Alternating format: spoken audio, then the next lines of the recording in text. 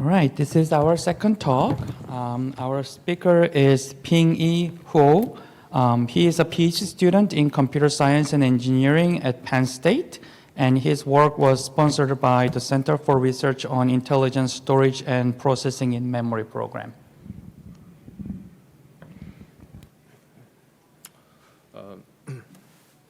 Hello, everyone. My name is Pingyi Huo, and today I'm going to introduce you guys about our newest paper in SSD video analytic engine with block interface. So first, the video analytic plays an important role in today's digital landscape. And as the growth speed and scale of uploaded video analytic become more crucial than before, as it can enable different scenarios. For example, it can include traffic control, optimization, production monitoring, and currently train analyze, as it provides valuable insight and enhancing efficiency. Harnessing the power of visual data, video analytics empower business to make data-driven decisions and stay ahead in a rapidly evolving world. So how do we do the video analytic?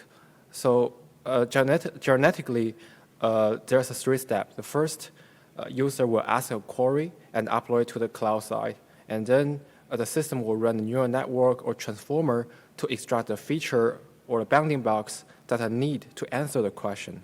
And next step is the processing over this feature to answer the question. Let's take an example of when does the people feed graphics. So first the people will upload this query, and then the system will traverse all the frame and draw the bounding blocks between person, graphic, and lecture. And then it will analyze, for example, if the bounding block of lecture and the graph overlap with each other, and we see that frame is the timing, whereas the people feed the animal. But during this whole process, where is the main bottleneck? So this is a question related to memory wall.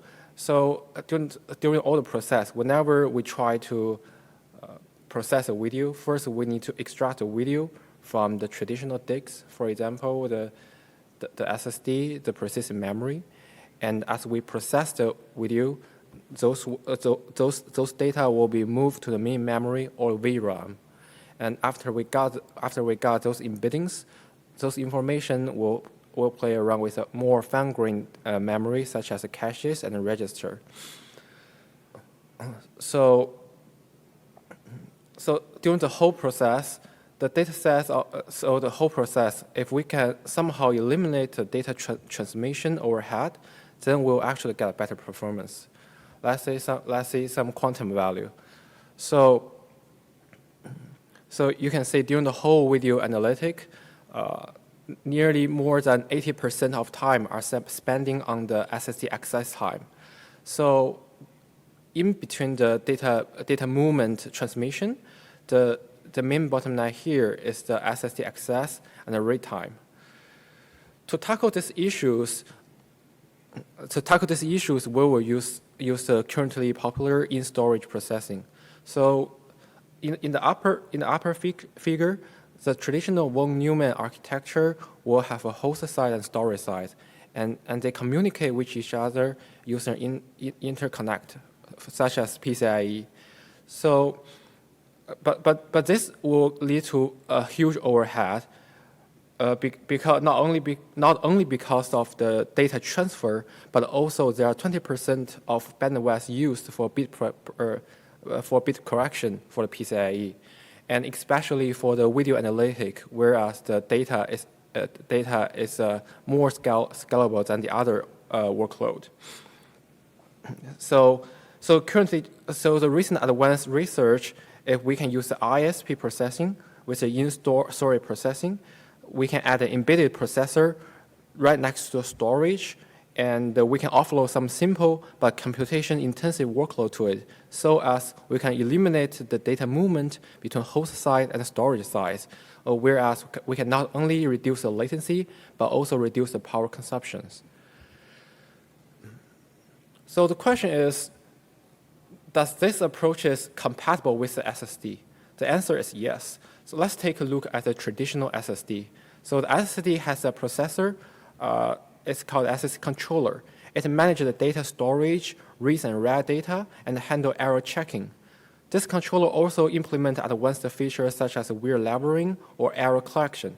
It communicates with the computer and ensures fast and reliable performance. However, there's no user program space for this processor. This is not programmable. It behaves more like a memory controller.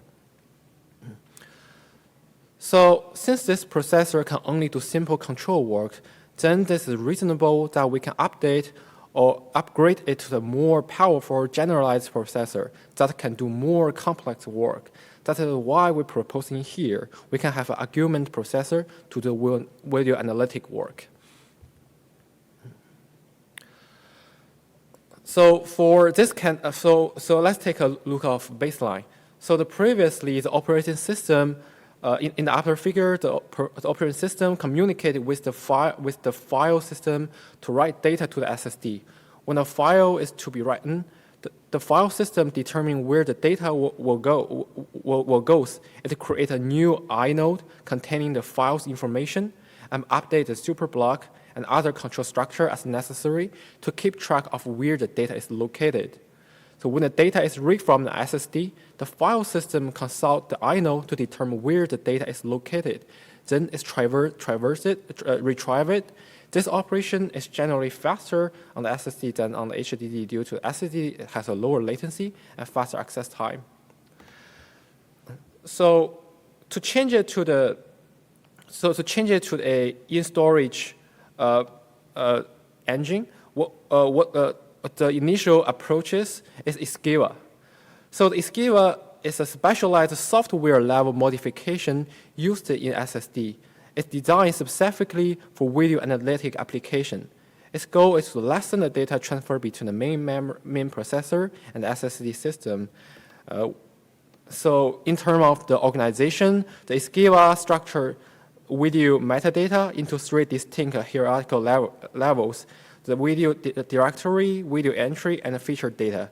Each of these levels is stored in a separate data segmentation made up of the different pages spread throughout the flash chip in the SSD. So this SSD also includes a specific unit with the SSD flash memory software layer and video directory manager, video entry scheduler, and a feature scheduler.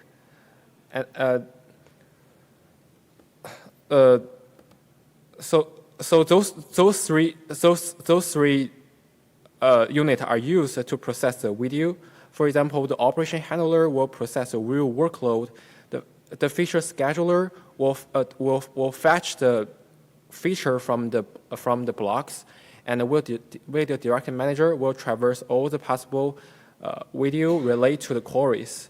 And for the video entry, you can see for each feature of the video, there will be a pointer to the certain block.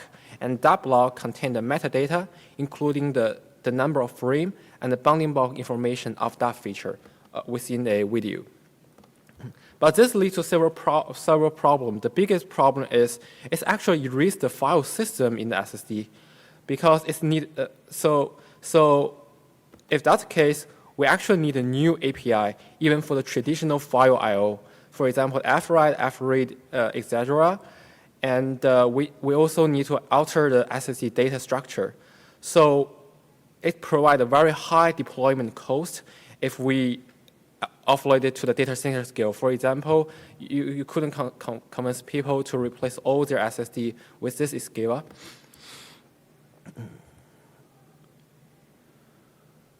So this leads to our approach ISVABI.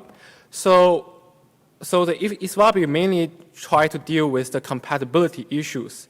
So we actually noticed that the fundamentally reason why embedded processor cannot interpret a file because it lacks the processing power to decode the file from the physical blocks. For example, if I give it a file path, the embedded processor needs to traverse all the super block, inode bitmap, date bitmap, etc., to find a logical block address of a file. And then it translates this logical block address file into a physical block address, and then load this file And these steps are very costly and could store the SSD for a long time. So this is actually the existing work. So the ISVABI proposed, it can propose a simple specific design file system for the video analytic. But what we notice here is that if the host is capable of telling the SSD about the file logical block address, for example, the info that need to reconstruct the file, then the SSD could directly translate those LBA logical block address into the physical block address, and then read this block. This will actually give us an extra step for the host to decode the inode in the file, but this small overhead will not slow down the performance too much. Because the main overhead spent on the storage devices, as it remains the power to process the video query within the storage size. So let's take about the ISVABI data flow. So when there's a new query coming to the system, first on the host side, it will call the libftl file, which providing a library API will configure the host memory. And this library will read the logical block address from the SSD stored in the file inode, and the library send the LBA and the video processing comment to the SSD embedded core. And this embedded processor or embedded core would read NAND flash with a given LBA from the host side to data buffer in embedded DRAM. And the operation handler will process those video. For example, in the example, we can flip it, resize and crop it. And then after it's finished process, it will return the data to the host. So right now, part of the metadata process will be left to the host side memory, and the data process will still stay in the storage side.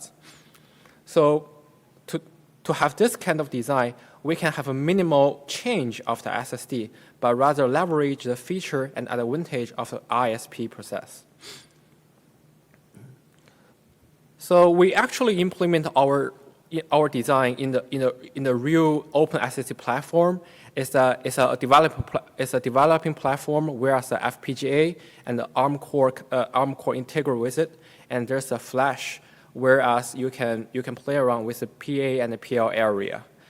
And after implementing this design, you can see in the up left figure, if we compare with ISVABI and ISVABI and the baseline, you can see that both ISVABI and ISVABI speed up the baseline. And the ISVABI actually outperform ISVABI a little bit because the inode read overhead is eliminated in ISVABI.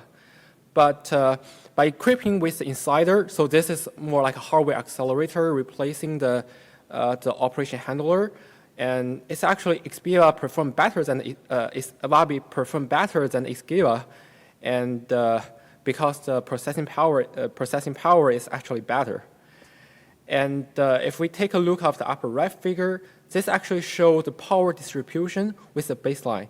We can see that ISVABI can reduce the PCIe transfer power a lot because it actually eliminates the data transfer back and forth between the host side and the storage side.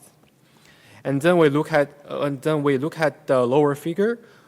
So as we decrease the data movement reduction, we actually and compare the latency, we actually see without a hardware accelerator, if the data movement reduction less than 40%, the ISVABI actually slowed down the execution.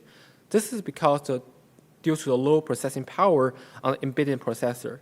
But with the hardware accelerator, even with 10% data movement reduction, it achieves a better performance than the baseline. Thank you, guys. I'm happy to take any questions. All right. Any question from audience? All right.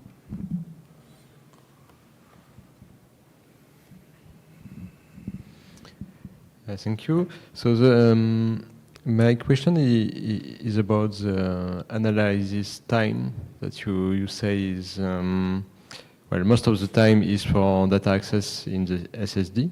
You said that at the beginning, but then I had the feeling that most of the time that you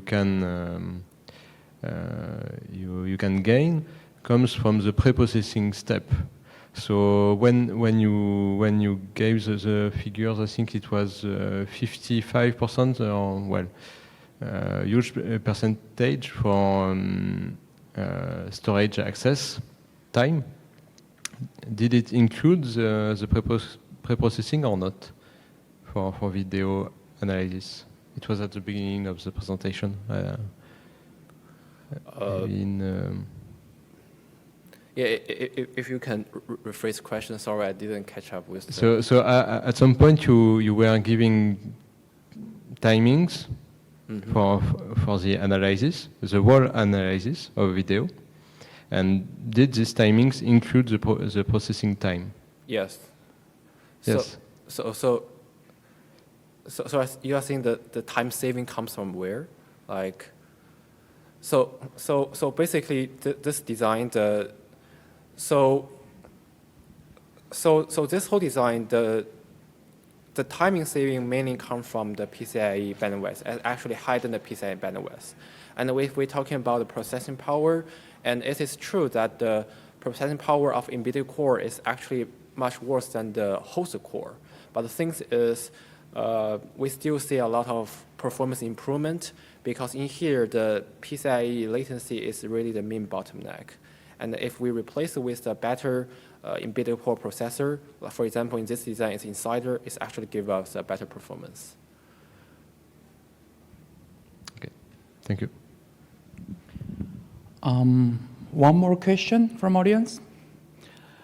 I do have one. So you actually applied this one for video analytics. Do you think that the similar technique can be applicable to other, let's say, the application domains where you need to read lots of files? Yes, so that is so the video analytic is more interesting in this design. We believe this can benefit more. The video analytic core can benefit more from this architecture. This is because two reasons. The first reason because the unbalanced data volume between the metadata and the data itself. Because data is a lot of frames that can, if you have a better resolution of the frames, you can have a lot more data. But metadata is still there. It's small. Like the idea of the video, the bounding box of video is pretty small. So as we process, for example, if we only do the key value store, whereas the metadata and the data are relatively similar, maybe we can benefit less from the in-SSD process because the PCIe right now is not really the bottleneck. Maybe you underutilize the PCIe bandwidth possible, but for the video analytic, you always going to have a much more latency for the PCIe transfer back and forth. So